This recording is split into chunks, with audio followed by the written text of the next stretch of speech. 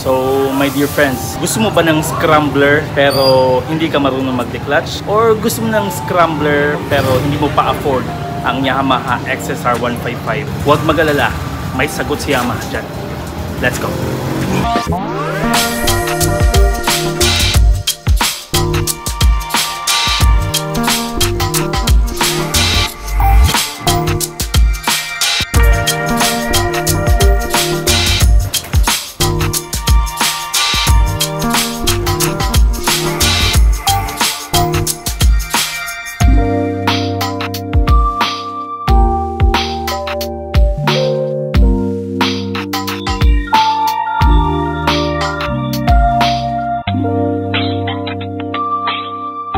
Itsura wise, para din pala tong si XSR. Pero kung ito si XSR, ano naman si Yamaha side? So I think empty. Babanggitin natin lahat ng dapat nyong malaman in terms of the engine displacement, kasi sa tingin ko yung engine niya pinakasulit and one of the legendary kumbaga. Anyway, simulan muna natin sa looks. This one looks like a past, present, and future. Maintindihan yung tinutukoy kung bakit. Pagdating kasi sa itsura niya, na-mix siya ng classic, so it will be the past, and nabudburan din ng modern technology and modern hint when it comes to the looks. Saka pinaka-importante dyan, ang itsura niya, futuristic. Yung harapan, parang XSR, although naka-bulb siya, okay lang. Pagdating sa kanyang price point kasi, lamang na lamang to. Subukan na rin natin yung brake light. Uy! Ganda, parang XSR lang. Dalawang susi ang meron siya kapag ikakash mo. Isang susi lang kapag uutangin. Meron siyang lock mechanism. Lakas naman yung busina. Mas nagustuhan ko yung display niya. Although hindi naka-digital, pero mas maganda yung datingan niya. And may mga ilaw ka makikita. Ang kanyang neutral, gear.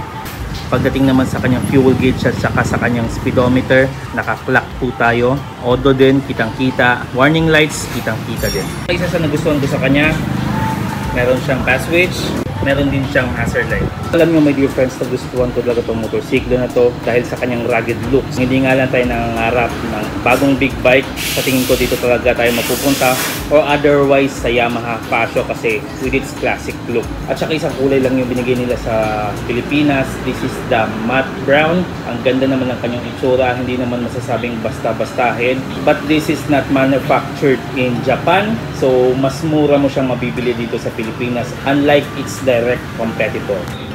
Ang ganda naman ng itsura niya, and when it comes to the color, nakita ko na itong ganito sa Yamaha Gear. Ang ganda ng pagkakalagay niya, kumbaga may silver finish siya on this part. Maraming bilog na makikita, so classic looks. And kung titignan nyo my dear friends, finish ng pagkakagawa, matte black, di na kailangang i-tail tidy, okay naman siya. Grab bar din, panalo, mukhang bigatin. Pwedeng ma-detach on this part. Kasi kung pwede ba nating matanggal yung kanyang pillion type kung gusto mo mag-solo ride. Ayan, pwede namang matanggal pero naka-bolt talaga siya. At saka isa sa nagustuhan ko sa kanya, very minimal yung mga stainless na makikita mo sa kanya. So, masasabi mo talaga yung tipong pang-rugged na pang-rugged siya. Pegs, ganito yung makukuha natin. Mukhang matibay talaga yung pagkakagawa sa kanyang foot brake. On the gear shifter, ganito po yung makukuha natin.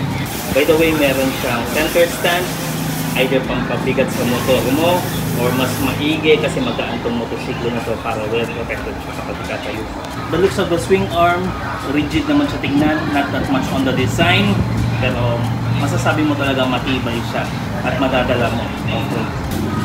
Pero at least napaganda talaga ni Yamaha yung kanyang exhaust. Napaka-minimal ng stainless, so wala kang masyadong nililinisin at saka hindi siya basta-bastang luluma. And nagustuhan ko rin yung kanyang rear dito sa part na to. May hint talaga ng XSR. Pwede mong i-tail tidy kung gugustuhin mo, pero talsik talaga tayo dyan, magiging madumi yung kanyang likuran. Pero okay na okay talaga yung pagkakagawa. The design of the front fender my dear friends, isang party talaga to, so kapag may nasira, palit talaga lahat. Pero this part, rough yung kanyang pagkakapinta at saka naka-black. Okay na okay naman. Pero para sa akin, siguro kung may ganito ako, irarally ko. Pero like I said, maganda pa rin ang itsura. Ang kanyang seat height, 795mm. Ang kanyang timbang, 105 kg wet weight. Ganito yung makukuha nyo kung isa kang 5'6" rider. Hi, sir. Almost flat-footed, my dear friends. Ulala. And mababa nga lang yung handlebar niya. You might as well wanna buy a riser, pero gaan. Love it. Love the way it looks. Pinipicture ako nito palagi and may dalang shoutout. Kaya i-feature ko rin sa channel ko. Si Sir Dex Moto or Dexter Works. Kasi ito yung mekaniko ko talaga. Anyway, my dear friends, go visit his channel. Link in the description tayo. Ayun, pagdating naman sa seat height, anong height mo, sir? Height 2. Ayun, height 2 lang. Yeah, nag-AC natin. Sige lang, paugi naman, sir, eh, no? So, maupuan kaya natin to, sir. Subukan natin. Ayan, no? By the way, same company, Motormate yan, my dear friends. So, ayan, no? Marami kasi tayong lady rider na sa 5'2" or less. Tipito siya, dalawang paa naman yung nakababa, so walang problema. Anyway, my dear friends, ayan, no? 5'2". Sa tingin ko, 5 flat, kayang-kaya pa rin to. 4'11", kayang-kaya pa rin. Lapat na lapat naman yung kanyang upuan, my dear friends. Yun yung nagustuhan ko sa kanya. And may kakapalan din. Ayan po tayo. About 3 inches dito sa may petan. Dito sa may groin. Medyo malipis nga lang, pero okay lang. And yun nga lang, medyo lugi yung pillion rider or yung back ride.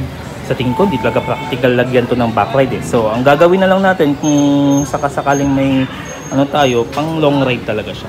Lagyan dito ng luggage kumbaga. So, magaan siya. And yung kanyang ground clearance, mataas din. Yung nga lang, nakausli talaga or nakalabas yung kanyang cilindro. Pero okay na okay yan. Lagyan lang siguro ng mudguard or engine cover. Ground clearance, 190mm. And ang kanyang wheelbase, 1280mm. So when it comes to the engine displacement and performance, ito na yung inaabangan nyo. Itong motorsiklo na to, katulad ng makina ni Yamaha Sight FI, meron siyang 114cc, naka-air-cooled, 4-stroke, 2 valves, single overhead cam. Kaya niyang pumalo ng 9 PS in 7,000 RPM, 9.5 Nm of torque at 5,500 RPM. Naka-semi-automatic 4-speed, constant mesh. Meron siyang 5.1 liters gas tank capacity and ang kanyang fuel consumption, sinasabi sa internet, kayang pumalo ng 1.69 liters per 100 kilometers. Pero I kid you not, this is the Yamaha Sights engine. So ma-expect mo rin sa kanya yung kanyang performance na kayang pumalo ng 129 km per liter. Tsaka isa sa nagustuhan ko sa kanya, syempre yung kanyang pagiging rugged looks because of the dual sport tire. Ngayon, babanggitin ko na ng maaga, naka-tube type 2 siya. Ang kanyang harapan, 90, 116, naka-disc brake with a caliper, and front suspension, non-inverted. Nilagyan ng rubber boots cover, so mas maganda yung itsura. Sa tingin ko, lagyan na lang din dito. Para mas cool talaga yung itsura. Parang all black kumbaga. Sa may likuran naman, mechanical clamp brake tayo. Ang size ng kanyang gulong, pareho lang sa harapan, 90, 116 din. Eh pa rin naman, matambok pa rin naman yung kanyang gulong. Eh, hindi naman madamot si Yamaha doon pagdating sa kanilang rear tire na dito pong pinapataba talaga para hindi ka basta-basta sisemplang. Ayan ang kanyang suspension sa may likuran, double shock tayo. Non-adjustable. Okay lang, pogi pa rin. Yung kanyang SRP dito sa Pilipinas, 96,400. So okay na okay lang sa akin as long as kahit na hindi siya gawang Japan talaga or manufactured sa Japan, parts naman talaga nito is Japanese. And ang kanyang lowest down payment dito kay CDO2 Cycles Santo Tomas, Davao del Norte, 7,294 Philippine pesos. Isipin nyo yun, lowest down payment. Ang kanyang 12 months, 10,351. Ang kanyang 18 months, 7,712. Ang kanyang 24 months, 6,359. Ang kanyang 30 months, 5,546. And ang kanyang 36 months, 4,993. And meron tayong rebates na 200 Philippine pesos kapag nagbayad tayo on time or before the due date. Anyway, my dear friends, 2 valid IDs lang ang kailangan. Government po, payslip natin 1 month or latest, business permit kung may negosyo tayo. Ganon kadali mag-apply dito kay CDO2 Cycles. Ngalanin mo, sir? Berhel, sir. Berhel.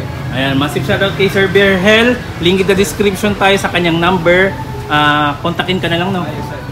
Kontakin na lang si Sir Berhel pagdating sa presyohan or any inquiry pagdating sa Yamaha.